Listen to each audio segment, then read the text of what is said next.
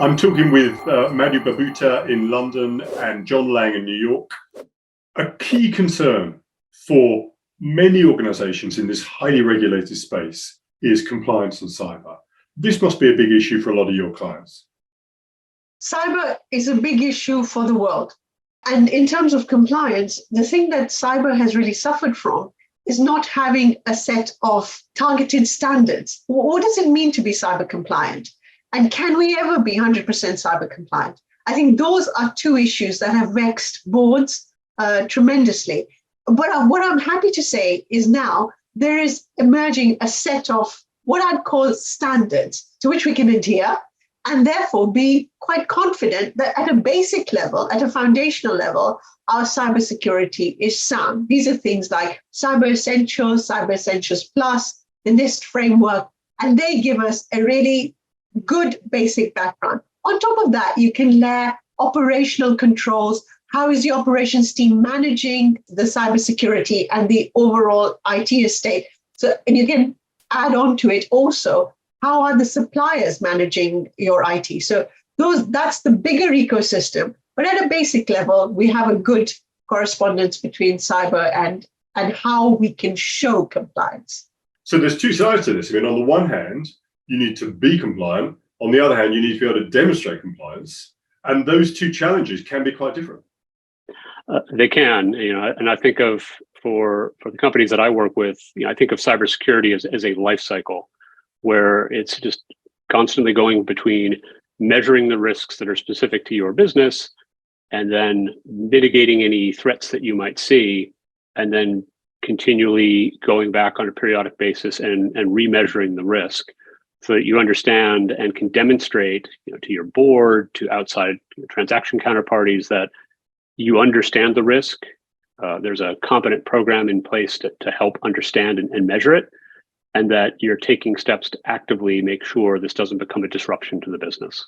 And just to follow up on that point, you may have to demonstrate it, as you say, to the authorities. You may be demonstrating your capabilities and competence as part of the sales cycle. If you're trying to win some enterprise clients, they may require demonstration of your compliance. And that, again, is a different aspect to this skill because it's part of a sales cycle.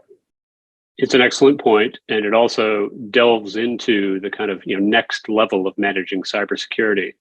It's one thing to control, for a company to control the risk that's under their roof and understand where their threats and problems are.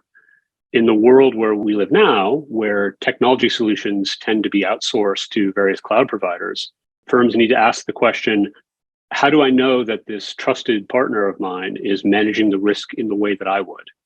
And on the other side, they may be asked the same thing, where a company may say, before we participate in this transaction, before I trust you with this business, help me to understand that you're managing this risk so that there won't be disruptions. So it becomes part of the kind of trust discussion between companies to understand that good standards and practices are in place and good risk management is taking place. Let's talk about the fact that the reality is that an awful lot of mid-market businesses are plagued by spreadsheets and manual effort around those at the core of a lot of their internal processes. Have you got any comments on this aspect of the challenge? There's one big trigger, and that big trigger is when somebody leaves. So when your custodian of master data that's stored in your Excel sheet leaves, then there is a big hole that's exposed because people don't understand how those macros are written, those extra functions are written, and it becomes a massive hole. The second time is when the company needs to grow. So these are the two triggers. When the company needs to grow and it finds itself completely bound in the columns of an Excel sheet and unable to extract the data and expose it to the rest of the organization that sees it. Those are the two times I see time and time again, companies desperate to break the shackles of Excel. Excel is such an amazing tool, isn't it? And I think that's why we all get into this problem. And Excel is fantastic at running a process until it isn't. And at that point, as you say, it can become very fragile and it can become a major, major problem. And that transition to robust tools can be very painful. It absolutely can. And I second your appreciation of Excel. It's a wonderful tool for modeling and understanding data. And it's something where you need to keep a keen eye to understand we're now using Excel as a system that's part of our operating platform, at which point management needs to step back and say, is this something we want to continue to do? Yeah. Because it is a wonderful way in the early days, and it's a great tool for doing ad hoc data analysis, but it is not a replacement for proper workflow, tightly controlled process, and system controls. A lot of the mid-market businesses we deal with have a real issue with inaccurate reporting or reporting that's just not timely enough or up to date enough to be actionable. Have you got any experiences of that? When your company is run on Excel, multiple people have multiple versions of the Excel sheet, which they have made bespoke changes to. And that is a major source of inaccuracy and data merger issues. So that's something I come across time and time again. Secondly, even if there is a central system, the lack of what's called a golden source of data. Companies don't understand what data their companies really run on. And to be honest, there are not that many sources of that data. So there are many versions, but when you look at the golden source of data, so when you pull a thread through what is really required to run this organization, you come across a key set of metrics and a key set of data. Once you have your hands on that data, you really have the keys to the data transformation of the company. Culturally, I think it's still the case that a lot of us come from a world where, as you say, reports were very much about the rearview mirror, were very much about kind of storytelling and discussion. They weren't really about action. Actions were taken by people based on gut feel and based on the fact that they were in charge. It's their job to take a view on what's probably going on. Whereas now the culture should be about having data to support decisions, ideally in real time, but close to real time. And that's a major systems challenge for businesses and business owners, for both investors and for portfolio companies. Absolutely. I had a company that I worked with that was focused on both the financial performance of their subsidiaries, but as well as the financial numbers. They were looking for operational statistics about the business. As it turned out, the financial data had to go through the typical review, audit, and accounting processes, and we could not accelerate beyond a certain point the timeliness of that data. The operational statistics that dealt with more of, this was a hospitality business that dealt with hotel rentals, dealt with number of rooms rented, average rate charge per room, things that were not necessarily accounting ready, but provided good directional information about the performance of the business.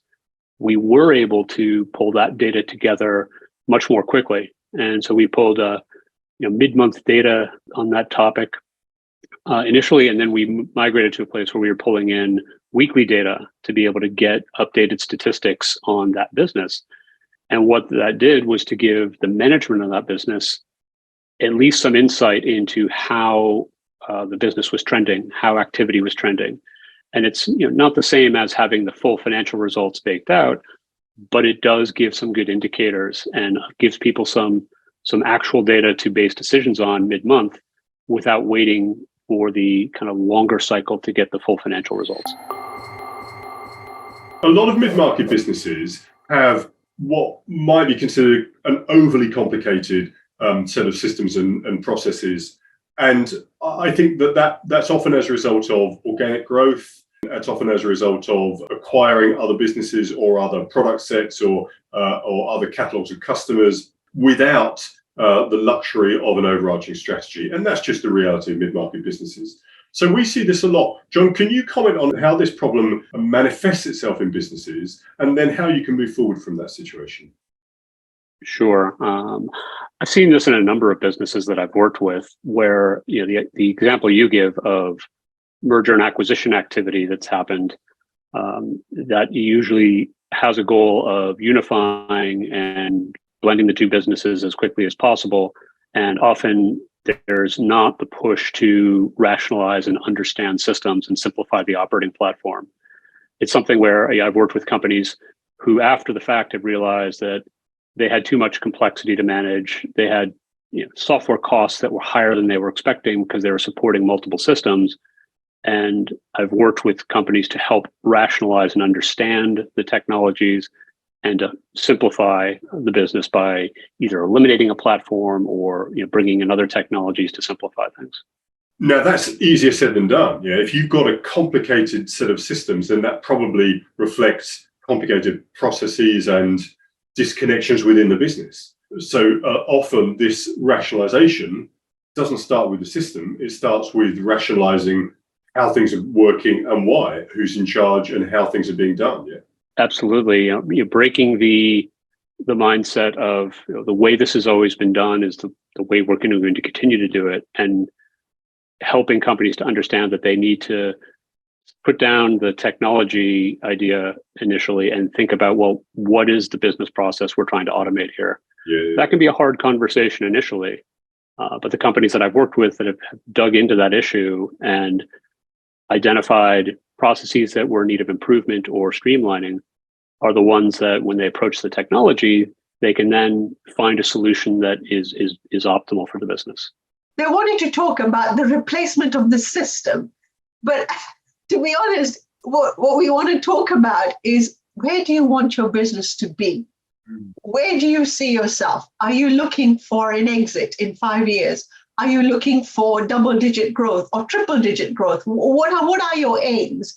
And therefore, when you look at your systems, you actually want to look at your systems, your processes, your people, your tools as a holistic thing from a business perspective, and then say, right, given this set of scenarios, given this strategic aim that you have, what is the fallout and what is the transformation you need, which then is supported by a set of systems, which will then take you to where you want to be.